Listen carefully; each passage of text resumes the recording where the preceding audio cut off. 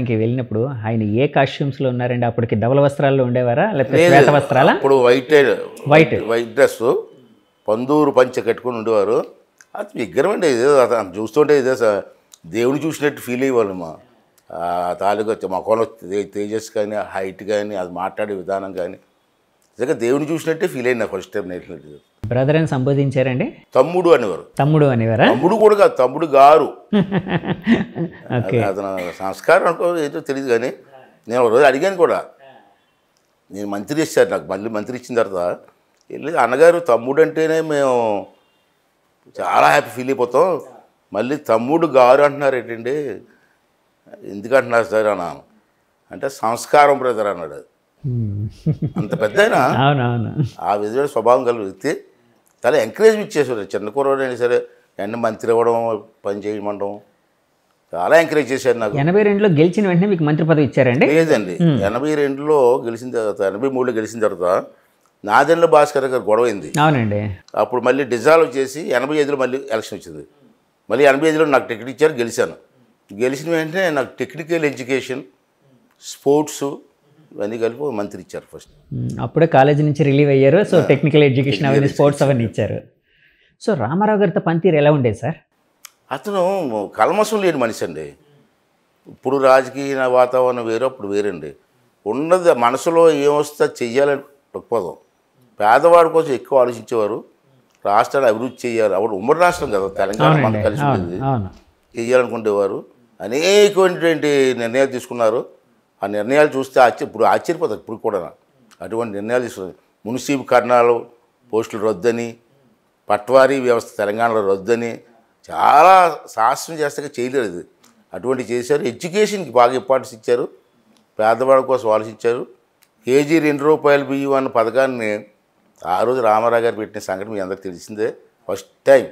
తర్వాత పక్కా ఇల్లు అని దేశంలోనే మొట్టమొదటిసారి కదా సార్ ఒక రాష్ట్రంలో పెట్టడం? రాష్ట్రంలో పెట్టడం పక్కా ఇల్లు. అప్పుడు ఇందిరాగాంధీ గారి టైంలో ఇల్లు కూడా ఇచ్చారు. ఇల్లు దాన్ని కమలిల్లు అంటారు, తాటాకులు.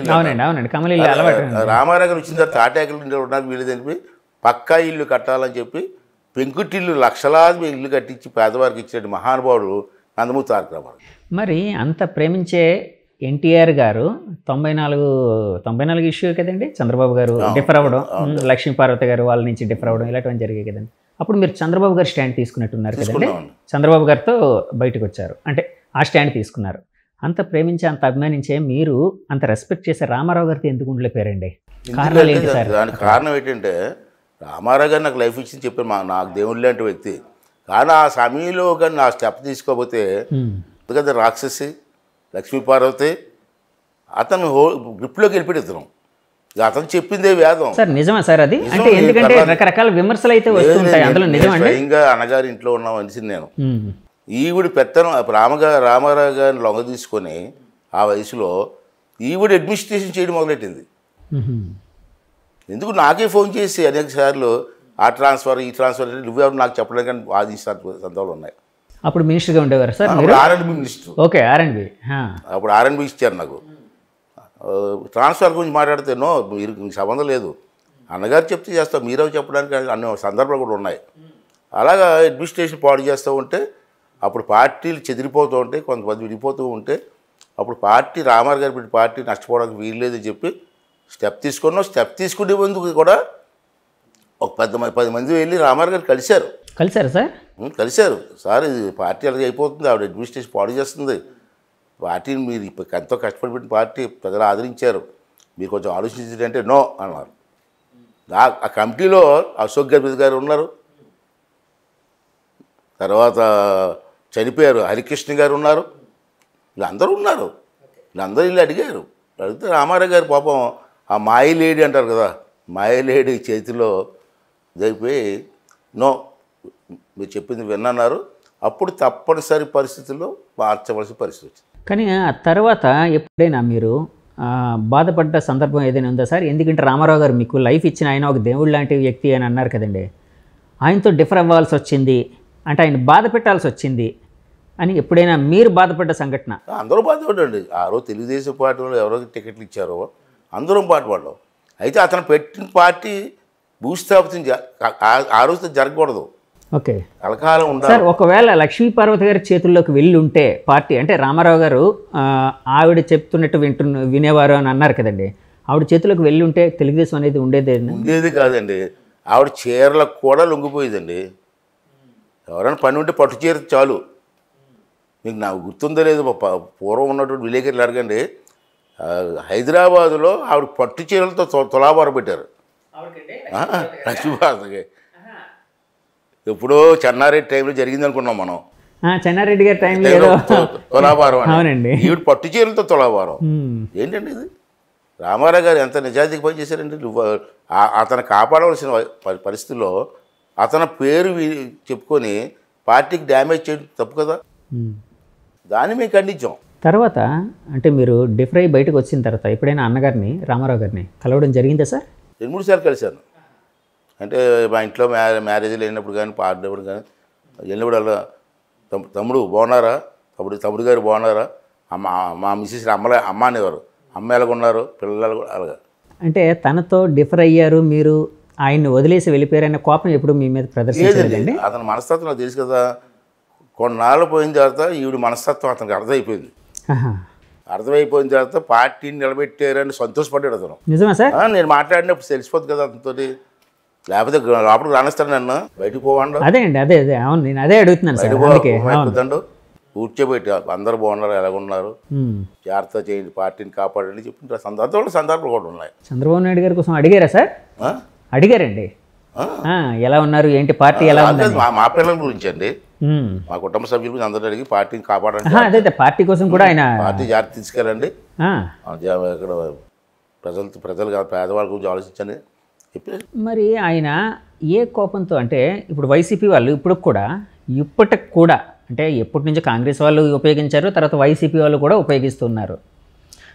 ఎన్టీఆర్ గారు అప్పట్లో ఒక జామాత దశమగ్రహ అంటే అల్లుడు 10వ గ్రహం ఇలాగని ఒక దశమగ్రహం అన్నట్టు ఇలాగని ఒక క్యాసెట్ ఒకటి చేశారని, లేకపోతే ఆయన స్పీచెస్ ఇచ్చారని, అంటే చంద్రబాబు నాయుడు గారికి తను వదిలేసిన వాళ్ళకి వ్యతిరేకంగా ముఖ్యంగా చంద్రబాబు నాయుడు గారిని తిడుతూ, దాన్ని ఇప్పటికీ వైసీపీ వాళ్ళు ఇప్పటికి కూడా ఉపయోగిస్తూ ఉంటారు సార్. ఇప్పుడు చేతకాని నాయకులు చేస్తారండి. ఆ రోజు కోపంలో ఎన్టీ రామారావు గారు ఒక క్యాసెట్ రిలీజ్ చేయడం కరెక్టే, ప్రెస్లో మాట్లాడారు. ఓకే ఓకే, అది ఇమీడియట్ గా విడిపోయిన తర్వాత మాట్లాడిందా సార్? అన్ని విడిపోయిన తర్వాత ఆ బాధలో అన్నారు, చంద్రబాబు నాయుడు గారు నాకు ద్రోహం చేశారు, నన్ను నమ్ముకున్న తమ్ముళ్ళు అందరూ నాకు ద్రోహం చేశారు క్యాసెట్ మాట్లాడారు.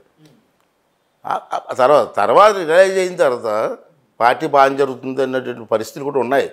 కాకపోతే ఇప్పుడు రాజకీయంగా వీళ్ళు డైరెక్ట్గా నీ పార్టీ ఏం చేసిందో అడిగి ఓట్లు అడగాలి తప్పించి, ఎన్టీ రామారావు గారు మాట్లాడి క్యాషెట్ చేసి ఎన్టీ రామారావు గారు చంపేసిన తెలుగుదేశం వాళ్ళే మేము చెబుతామండి. పార్టీ స్థాపించిన వ్యక్తి మా అందరికీ కూడా గౌరవం ఇచ్చి ఒక ఉన్నతమైన స్థానంలో పెట్టిన వ్యక్తి, అతను ఎందుకు మోసం చేస్తాం? అతను పెట్టిన పార్టీ అతను లేకపోయినా 40 సంవత్సరాల నుంచి ఎన్ని కష్టాలు వచ్చి ముందుకు తీసుకెళ్తామంటే ఎందుకు తీసుకెళ్తున్నాం? Because of NT Ramarao. ఈరోజు కూడా ఎన్టీ రామారావు గురించి మాట్లాడతాం మేము. రామారావు గారు పెట్టిన పార్టీ పేదల పార్టీ, ఆ పార్టీకి గౌరవించండి, ఓటేని ఎందుకు కొడుతున్నాం? అతని మీద గౌరవం మాకు, విశ్వాసం మాకు. ఇప్పుడు బతుకున్నంత కాలం అతనికి ఉంటుంది మాకు. ఫస్ట్ మాట్లాడింది అతని గురించి, అతనితో స్టార్ట్ చేస్తాం మేము ఏ మీటింగ్ అయినా. ఇవన్నీ ఏదో పొలిటికల్గా వీళ్ళు డైరెక్ట్గా అడగలేక, ఓట్లు అడగలేక ఇలా చేసాడు అలా చేసాడు అని మాట్లాడతారు తప్పించి, మరి ఇవాళ జగన్మోహన్ రెడ్డి చేసాడండి. అతను ఓట్ల కోసం సొంత బాబాయిని చంపుకోలేదా? ఇన్ని వ్యాసాలు వేయలేదా? ఏం మాట్లాడతారు? అతను సిద్ధాంతాల గురించి మాట్లాడాలా? ఏదో లేనిపోని కల్పించి ఓటు సంపాదించడానికి రాజకీయ పార్టీ లక్షణం కాదు, అది నాయకత్వం వహించవలసిన అవసరం కూడా లేదు సార్. ఇప్పుడు పాత తరం రాజకీయాలను పక్కన పెడితే ఇప్పుడు ఉండే కాంటెంపరీ రాజకీయాల విషయాలకు వస్తే ఇప్పుడు ఎలా ఉంది సార్ రాజకీయం అనేది? ఎందుకంటే మీరు పాత తరాన్ని చూసారు, ఇప్పుడు తరాన్ని కూడా రిప్రజెంట్ చేస్తూ ఉన్నారు. సో ఎలా అనిపిస్తుంది మీకు రాజకీయం మీద? అంటే అప్పుడు రాజకీయాలకు ఇప్పుడు రాజకీయాలు చాలా తేడా వచ్చిందండి. ఇవాళ ఏంటంటే రాష్ట్రం గురించి, ప్రజల సంక్షేమం గురించి ఆలోచించే నాయకులు కరువైపోయారు. ఇవాళ ఎందుకు కరువైపోయారు అంటే, నేను ప్రజలు కూడా అంటున్నాను, మీకు కావాల్సిన నాయకుడిని, మీకోసం ఆలోచించే నాయకుడిని, రాష్ట్ర కోసం ఆలోచించే నాయకుడిని, రాష్ట్ర అభివృద్ధి కోసం ఆలోచించే నాయకుడిని ఎన్నుకోవాలి తప్పించి పనికిమాలిన వాళ్ళందరికీ ఓట్లు వేసేసి ఇవాళ రాష్ట్రం అలాగైపోయింది అలాగైపోయింది అని చెప్పి గుండ్లు బాధ కూడా సుఖమేంటి మీకు? మరి ఆ రోజు జగన్మోహన్ రెడ్డి ఏదో మాయ మాటలు చెప్తే నమ్మేసి ఓట్లు వేశారు. ఇవాళ అదే ప్రజలు మీ గ్రామాలు వెళ్తూ ఉంటే గ్రామాల్లో రోడ్లు లేవండి, ఎక్కడ చూసిన కన్నాలు రోడ్లేని కన్నాలే, ఏ సంక్షేమం లేదని మాట్లాడుతున్నారు. మరి ఆ రోజు మీ మాటలనే మీ ఓట్లు వేసారు, ఇవాళ మొత్తం రాష్ట్రాన్ని దోషించుకున్నాడు. ఇప్పుడు మనం ఏం చేయగలం? మళ్ళీ రేపు వచ్చే ఎలక్షన్లో మీరందరూ కూడా కళ్ళు తెరిచి మీకు సరైన నాయకుడు, రాష్ట్రాన్ని బాగు చేసే నాయకుడు, నష్టపోయిన రాష్ట్రాన్ని మళ్ళీ అభివృద్ధి ఎలా చేయాలి, మన పిల్లల భవిష్యత్తుని ఆలోచించేటువంటి పరిస్థితి వస్తే రాష్ట్రం బాగుపడుతుంది. అందుకే మనం ఓటేస్తే కళ్ళు మూసుకొని ఓట్లేస్తే ఇటువంటి దుర్మార్గులు వస్తారు, రాజ్యం వెళ్తారు. మరి అటువంటి దుర్మార్గులు రాజ్యం వెళ్తే రాష్ట్రం ఏం బాగుపడుతుంది? అంచేత పబ్లిక్ కూడా ఆలోచించవలసిన అవసరం ఉందని చెప్పి నా భావన. సార్ కానీ ఇప్పుడు చాలామంది అనలిస్టులు లేకపోతే ప్రజల్లో కూడా ఒక భావన అయితే ఉందండి. అంటే ప్రతీకార రాజకీయాలు, ప్రతీకారం తీర్చుకోవడమే రాజకీయంగా, అంటే ఈ పార్టీ ఆ పార్టీ అని కదా, నేను ఏ పార్టీని మెన్షన్ చేయట్లేదు, మామూలు జనరల్గా ఉండే ఒపీనియన్ మాత్రమే చెప్తూ ఉన్నానండి. అలాంటివి నడుస్తున్నాయి అని చాలామంది అనుకుంటూ ఉన్నారండి. ఇది మారాలి, చేంజ్ అవ్వాలి అని అనుకుంటూ ఉన్నారు. ప్రతీకార రాజకీయాలు నడుస్తున్నాయని మీరు భావిస్తున్నారా సార్? తప్పనిసరిగా చెప్తాను నేను.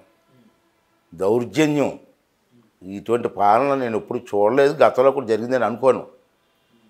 అంటే దీనికి కారణం కూడా ఉందండి, మూలాలు ఉన్నాయి. ఆవిడ ఇందిరాగాంధీ గారు ప్రధానమంత్రి కూడా ఉన్నప్పుడు ఇటువంటి సంఘటన జరిగాయి. మీకు గుర్తుందో లేదో, మీకు కుర్రవాలేమో ఆ రోజుల్లో. ఎన్నో యాజిటేషన్ జరిగాయి.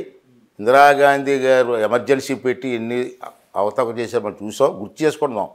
అప్పుడు అదే ప్రజలు మళ్ళీ తిరుగుబాటు చేసి ఇందిరాగాంధీని పక్క పంపించారు, చూసాం కదండి.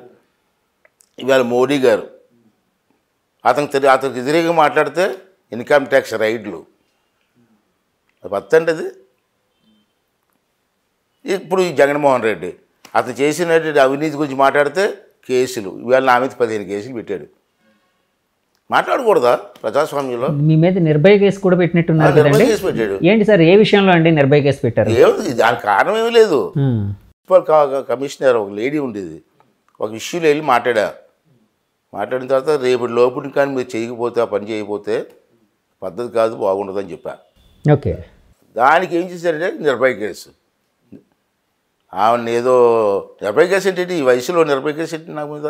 3-4 ఏళ్ళ క్రితం సార్, 66 సంవత్సరాలలో 3-4 ఏళ్ళ క్రితం కదండి, అది 3-4 ఏళ్ళు అయినట్టు ఉంది కదండి నిర్భయ కేసు. సంవత్సరాలు అయింది. అదే ఈ గవర్నమెంట్ వచ్చిన తర్వాత, వైసీపీ గవర్నమెంట్ వచ్చిన తర్వాత, జగన్మోహన్ రెడ్డి టైంలో. Okay okay. నేను చెప్పాను, నువ్వు ఎన్ని కేసులు పెట్టుకున్నా నేను భయపడే ప్రసక్తి లేదు, నువ్వు చేసిన తప్పులన్నీ కూడా మాట్లాడుతూనే ఉంటారు, ఏ కేసు పెట్టు. ఒకరోజు తెల్లవారుజామున వచ్చి మా ఇల్లు గోడలు పాల్గొట్టారు, తెల్లవారుజాము 3 గంటలకు గోడలు. మీ అబ్బాయి కోసం కదండి? అబ్బాయి కోసమేనా? మీ అబ్బాయి గోడ ఆక్రమించారు. ఓకే ఓకే, ఆక్రమణ అనేది అవును అప్పట్లో చదివాను. కొలతలేసి చూపించమంటే చూపించలేదు. రెండోది అర్ధరాత్రి 3 గంటలకు గోడ దూకి వచ్చారు, అరెస్ట్ చేశారు నన్ను, తీసుకొచ్చి ఇక్కడ కోర్టులో పెట్టారు. కోర్టు ఏమో వాళ్ళు చేసిన తప్పు అని చెప్పింది. ఇలాగ అన్ని కేసులు కూడా వాస్తవాలు లేవు. నన్ను బెదిరించడానికి నా నోటంటే మాట రాకుండా చూడడం కోసం ట్రై చేశారు. నేను కూడా చెప్పాను, మీరు ఎన్ని కేసులు పెట్టినా ఏం పీకలేరు, నన్ను ఆఫ్ చేయలేరు, మీ తప్పులు మాట్లాడుతూ ఉంటామని చెప్పాను. వైసీపీ నాయకులు కూడా కొంతమందిని లక్ష్యంగా చేసుకొని పనిచేస్తున్నారని మీ వాళ్ళు కూడా కొంతమంది అంటూ ఉంటారు. అంటే మీలాంటి వాళ్ళు అటాకింగ్ మోడ్లో ఎవరైతే ఉన్నారో, ప్రభుత్వాన్ని ఎక్కువ విమర్శిస్తూ ఉన్నారో, కొంచెం మాస్లోకి పదునైన భాషతో ఎవరైతే విమర్శలు చేస్తూ ఉన్నారో వాళ్ళని ఎక్కువ కట్టడి చేయడం కోసం ఇలాంటివన్నీ చేస్తూ ఉంటారు అని అంటూ ఉంటారండి. అంటే మీరు పదునైన భాష ఉపయోగించడం లేదా పదునుగా మాట్లాడడం అనేది కూడా మీ మీదే ఇలాంటి కేసులు పెట్టడానికి దోహదం చేసింది అనుకోవచ్చండి. నేను ఒకనే కాదు,